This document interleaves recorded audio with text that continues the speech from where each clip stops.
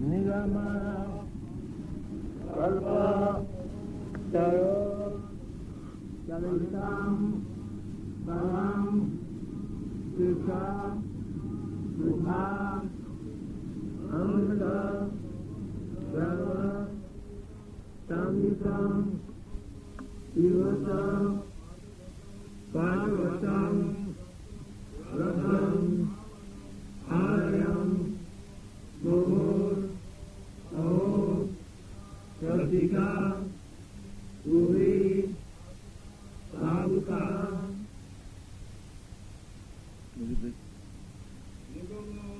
nigama kalpa tarah chalitam balam kucha kucha amrita sarva samhitam ivatam bhagavatam rasam alayam mohor rasika ubhi bhavuka nigama kalpa tarah chalitam balam kucha kucha amrita sarva samhitam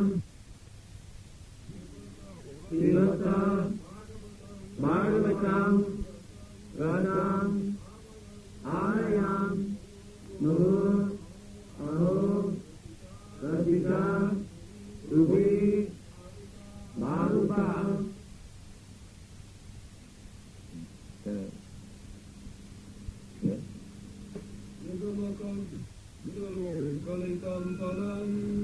nigama kalpatarah galitam phalam sukhamatan samritam sarvasamhitam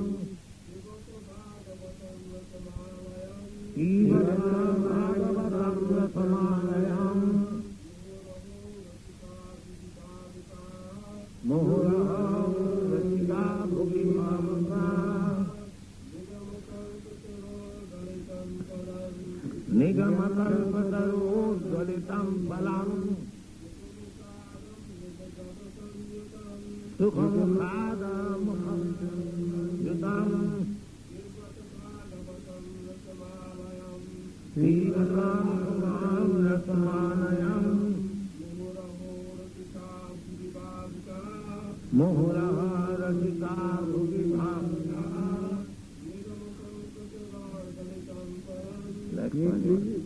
Next one you understand? Yeah.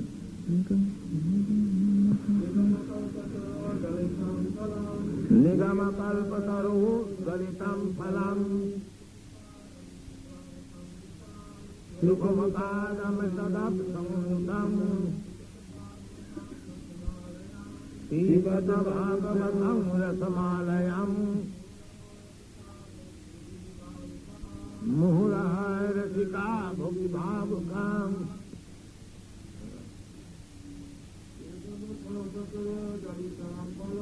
nigama kalpatarah galitam phalam sukhamatan samritam ivatam bhagavatam rasamalayam mohorah rasika bhugi bhavuka. Then what meaning? Nigama, Vedic literature. Kalpatarah is actually truly material. Phalam, fruit. Shuka, Srila Sukadeva Goswami, the original speaker of Srimad Bhagavatam. Mukha, from the lips of Amrita, nectar. Brahma, semi-solid and soft. Never easily swallowed. Samanitam, perfect in all respects. Evata, Bhagavatam, we hope you gain in a relationship with the Lord. Rasam, Judy, that which is relishable. Alayam, until liberation or even in the liberated condition.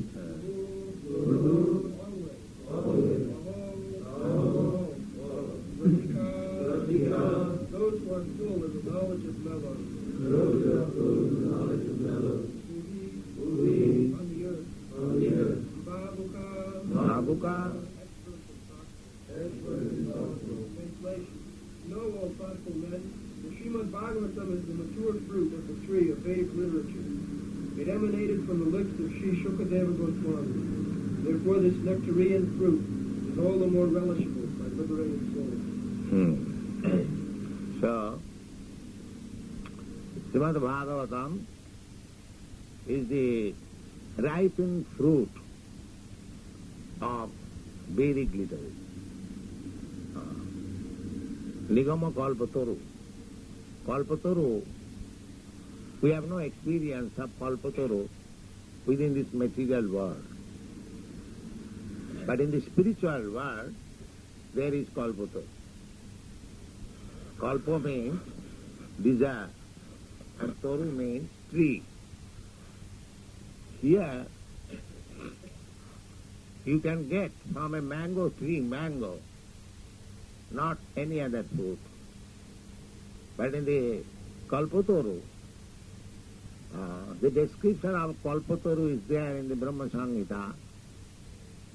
Chintamani Kalpataru, Chintamani Prakara Sadamasu Kalpataru, Lokhyabhriti Susurabhi Ravipalayantam, Lakshmi Sahasra Sata Sambrama Sevamanam, Govindam Adipurutam Tavamaya. That is Krishna's planet. That planet is made of touchstone. We do not know whether anyone has got experience of this touch. If you touch an iron, it becomes gold. Touchstone. So, in the spiritual world, there are also houses like this, trees are like this. There are cows and the gopis, Krishna. So their description is given in the Brahma Samhita. We should not think that we have imagined something artistic and created a Krishna. No. It is completely supported by Vedic literature, Brahma Samhita. So, in the Brahma Samhita, it is clearly stated about Krishna's place, original place. This is also Krishna's place. And that is also Krishna's place. But here, because we are forgetful of Krishna, therefore we are accepting this place as material. Just like king, he possesses all the places of the country. Similarly, Krishna is the proprietor. Krishna says in the Bhagavad Gita, Sarvaloko Maheswaram, Bhoktaram Jagatavasam, Sarvaloko Maheswaram, Suridam Sarvabhutanam, Gyatya Mam Shantim Ichyati. If anyone wants happiness, shanti, peace, then he must know these three things. What is that? That Krishna is the enjoyer of everything. Krishna says, Bhoktaram Jagatapasam Sarvalokamayas. You can perform Yajna, you can perform austerities, penances, but the result should be enjoyed by Krishna. That is Krishna consciousness. When you come to that consciousness that I am working hard, I am earning so much money, everyone is thinking that I must enjoy. Why others? That is the materialistic way of thinking. But we are trying to change the consciousness. Krishna consciousness movement means that you earn as much as you like, but the enjoyer should be Krishna, not you. That is Krishna. Krishna consciousness is not very difficult thing to understand. The only we have to change the account. Everyone, the Kurmi, they are working so hard day and night. The ultimate aim is that he will enjoy, he will satisfy his senses. Therefore he is working so hard. The Bhagavad therefore says, Nayanga deha dehu phajang niloki kastan kaman arahti virvijan. Simply for sense gratification, we should not work so hard, because these things are done by even hogs and dogs. So, Krishna consciousness movement means that we have to change the account, not for sense gratification, because real proprietor is Krishna. When I think I am proprietor, I am enjoyer, that is illusion. That is janasya mohoyam aham mamev. So, in the Chintamani Dham, Krishna's abode, everything is there. But the account is different. That is spiritual world. Here the account is different. Is everything there, but everyone is trying to enjoy for himself. There is competition. I am enjoyed, you are enjoyed. Therefore there is competition. Individually, man to man, family to family, society to society, nation to nation. There is always competition. But this competition will stop as soon as there is Krishna consciousness, that I am not proprietor, we are not proprietor, Krishna is proprietor. That is the means of Shanti. Bhoktaram Jagatavasam Sarvaloka Maheshwaram Sridham Sarvabhutanam. These three things we understand properly. That Krishna is the supreme agent, Bhokta. He is the proprietor, supreme proprietor. And he is the supreme friend. His friend. Krishna is so nice friend that Ishara Sarvabhutanam Riddesha Arjuna Tishtati. Krishna, as the Supreme Lord, is situated in everyone's heart as friend. That is stated in the Upanishad. Two birds are sitting on one tree as friends. One bird is eating the fruit of the tree, and the other friend is simply witness. His friend, his supreme friend, not so-called friend, actually he is our supreme friend. He is always trying to get us back to home, back to God. Not only he is sitting within our heart, but he is descending and Krishna, yada yada hi dharmasya glani bhavati bharat, obhuthanam adharmasya sadapmanam sijama. He comes and canvasses. What is that canvasses? Sarva dharman parityajya mam ekam saranam. Why you are engaged in so many so-called occupations? You simply surrender unto me. Aham tva sarvam ibham Krishna. But we are so engrossed in matter that we cannot take the advice of Krishna. Therefore Krishna again comes as a devotee, Lord Chaitanya. What Krishna says, that in surrender unto me, same Krishna came as devotee of Lord Krishna. Bhaktyattham bhaktavataram namami bhaktas sangam.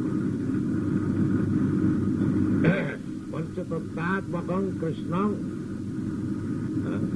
bhakta rupa sarupatam bhaktyattham bhaktavataram namami bhakta shaktika. Lord Chaitanya's prayer. So, Krishna is always trying. He is coming himself as Lord, the Supreme Lord. He is coming as a devotee. He is sending his representative simply to canvas, to come to this Chintamani Prakara Sadhanasri, Kalpavita, where there is eternal happiness, desired trees. Therefore, the Vedic literature, what is the purpose of Vedic literature? Veda means knowledge. Veda means knowledge. Vetti Veda Vida Jnana. Anything from which you get knowledge, that is called Veda. So, from the Vedas, we have to acquire the supreme knowledge. Therefore, it is called Vedanta. Vedanta means we have got so many different types of knowledge, but what is the ultimate knowledge? That is called Vedanta. Ultimate knowledge means to inquire about the Supreme. We are getting knowledge, we are inquiring. What is the newspaper today? What has happened? That is also knowledge. But that is not ultimate knowledge. Ultimate knowledge is Krishna. Therefore Krishna says in the Bhagavad Gita, Vedaishta sadvai ahameva vedyam. Ultimate Vedanta means to know the supreme absolute truth. That is ultimate knowledge. Vedaishta satvai aham eva vedya. Sarvasya chaham ririshanne vishya. Matta smriti jnana mapohanancha. Vedaishta satvai aham eva vedyam. Vedanta vidcha aham. People are after so-called Vedantis, but they do not know Krishna, so-called Vedantis. But one who is actually Vedanti, he knows Krishna. Therefore, some times ago, some of the Vaishnavas, they gave me this title, Bhakti Vedanta. Bhakti Vedanta means ultimate understanding of Vedanta is bhakti, not to become impersonal. So, here it is stated, Nigama Kalpatarur Golitam Phalam. All the Vedas, they are summarized in the Vedanta Sutra. You have heard the name of Vedanta Sutra. So this Srimad Bhagavatam is explanation of the Vedanta Sutra. Therefore, from the very beginning of Srimad Bhagavatam, the first aphorism of the Vedanta Sutra is there, Janmadasya Jata. In the Vedanta Sutra, the first quote is Athata Brahma Jigyasa. Now, we have to inquire about Brahma, the absolute truth. That is the business of human being. Because in other lives, other than the human form of body, we have simply passed our time in the matter of bodily necessities of life, ahara, nidra, bhaya, maitha. Ahara, nidra, bhaya, maitha, nancha, samannam etat, pasubhinaranam. The bodily necessities of life, the animals, they are also bodily necessities of life. Ahar, eating, nidra, sleeping, and bhoy, hearing, or defending, and maithun, sexual intercourse. So the cats and dogs, they have got all these functions, and the human being has also the same function. It may be little polished, but the function is the same. Then what is the extra business of the human form of life? It was simply engaged in these four principles of life: eating, sleeping, sex life, and defending or fearing. Then what is the difference between a man and a dog? There is no difference. The only difference is Athata Brahma Jigyasa. A man can come here in this temple and he can inquire about Krishna or Absolute. That is. So this Krishna consciousness movement means we are giving chance to everyone to come and inquire about Brahma, Athata Brahma Jigyasa. Or in other words, the whole activities of this Krishna consciousness movement is Vedanta life. Vedanta life. Anyone who is inquiring about Krishna, inquiring about the absolute truth. Now there are different phases of inquiring about the absolute truth. That is explained in the Srimad Bhagavatam. Vadanti tat tatta tattavid tattam jadhyanam adhyam brahmeti paramatmeti bhagavaniti sabdat. The absolute truth is one.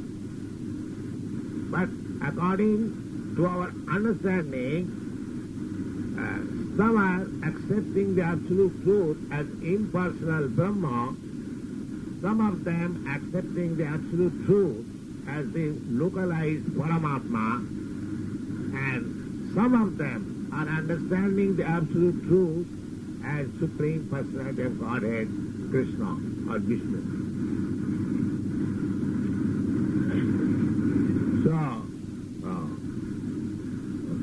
this Krishna consciousness movement means to understand the absolute truth as the ultimate issue. That means to understand the absolute truth as the Supreme Person. Therefore, Srimad Bhagavatam is describing the absolute truth in the beginning. Om Namo Bhagavate Vasudevaya. Vasudeva means Krishna, the son of Vasudeva. He appeared as the son of Vasudeva, but spiritually, unless one becomes on the position of Vasudeva, nobody can understand Vasudeva. Vasudeva is the name of Shuddha Sattva, pure goodness, not contaminated goodness.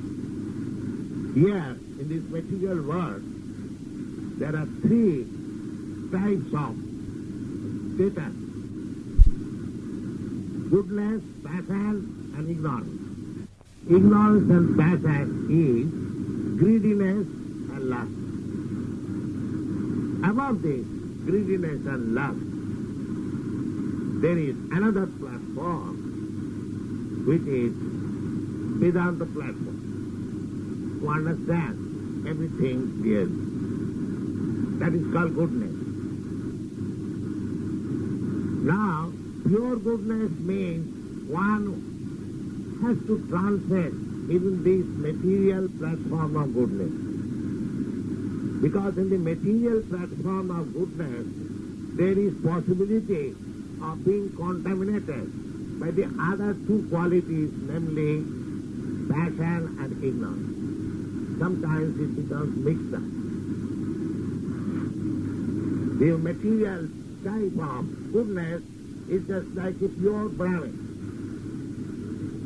Sattva, Sama, Dhamma, Titikha, with all the good qualities. Truthfulness, controlling the senses, controlling the mind, full of knowledge, tolerance, and knowledge means about the Supreme. These are Brahminical qualifications. But sometimes these Brahminical qualifications also become contaminated by the other two qualities, passion and ignorance. It has been experienced. At the present stage also, we see that many persons who are coming through the Brahminical family, but they have been contaminated by the other two qualities, passion and ignorance. So there is possibility. In the material goodness, there is possibility of being attacked with the other two qualities and thereby fall down. But when you transcend the material platform of goodness and come to the transcendental platform of goodness, then you cannot fall down.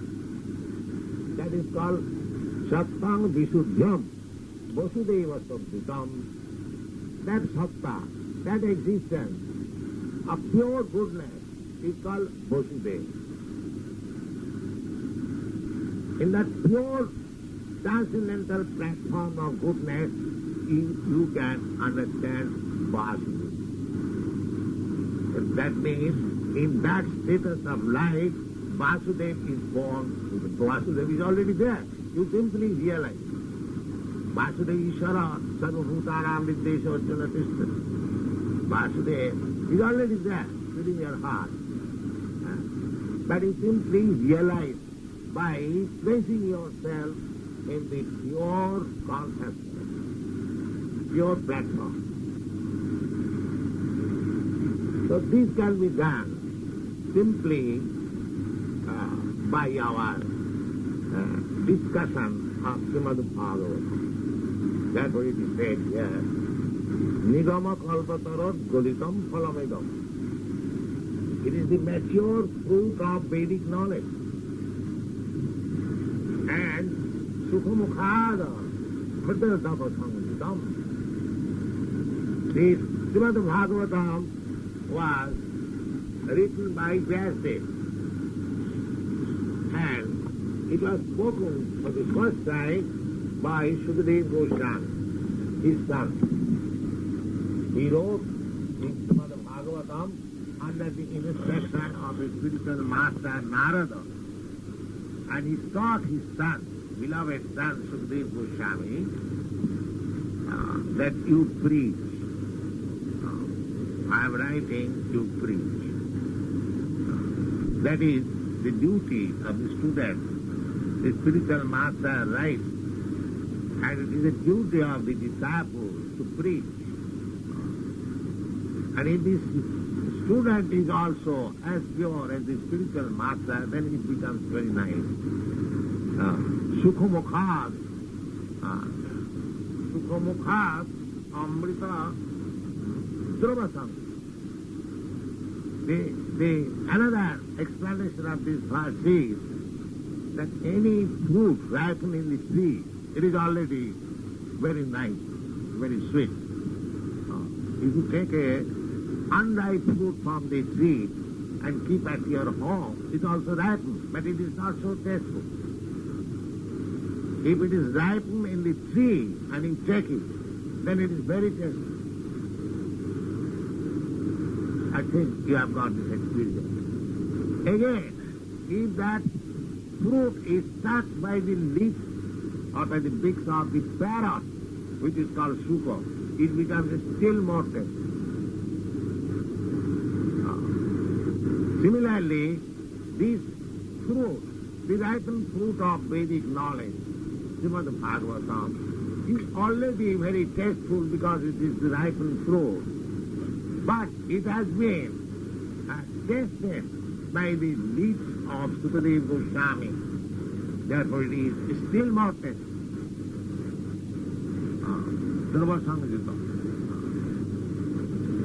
Therefore it is recommended, Jivata Bhagavatam. Now this ripened fruit, just taste it, drink it.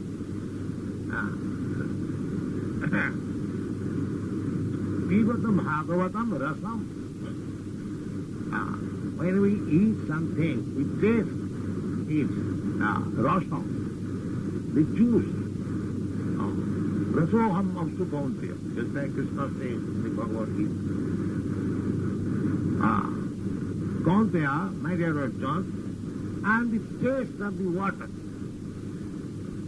Everyone, when he is thirsty, he wants, give me water, give me water.